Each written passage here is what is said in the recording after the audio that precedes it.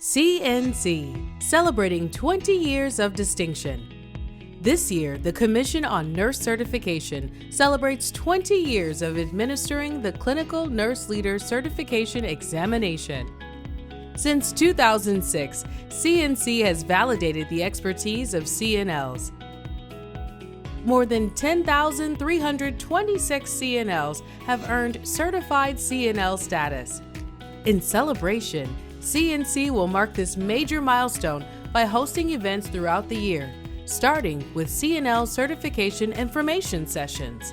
These in-person sessions will be held on university campuses around the nation, including the University of San Diego, Queen's University of Charlotte, North Carolina, St. Vincent University in Latrobe, Pennsylvania, and the University of San Francisco.